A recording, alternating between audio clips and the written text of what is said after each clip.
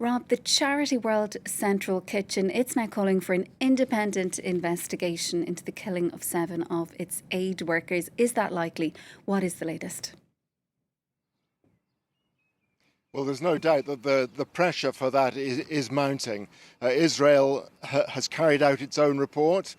Some of it has been seen by journalists. Apparently, the full report has been seen by governments who were affected by the killing of the WCK workers, the United States, for instance, Britain, amongst others.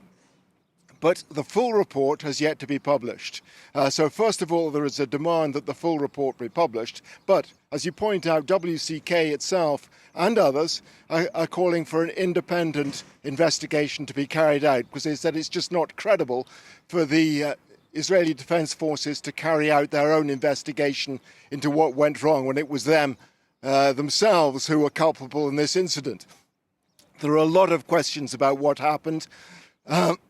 Israel seems to be trying to put blame on 2 particular officers, in other words, for failing to go through normal procedures.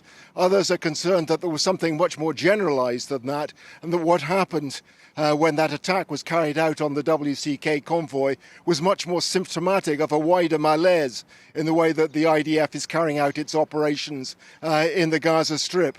So that's where things stand at the moment. Pressure mounting. Israel will probably at some stage have to publish the whole report that it's carried out, but so far refraining from doing that.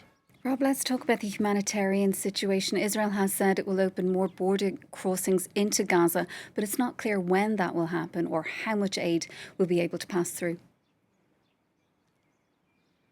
That's right. The United States is calling for immediate and measurable steps to be taken by the United States. They welcomed the fact that Israel had decided to open the Erez crossing in the north of the Gaza Strip to allow more Jordanian lorries to come to the Kerem Shalom crossing in the south on the Egyptian border, and for the port of Ashdod to be opened up for shipping to provide aid for the Gaza Strip as well. But so far, there's been no evidence of any of those things happening. It's not been long, of course, since Israel announced that they were going to take these steps.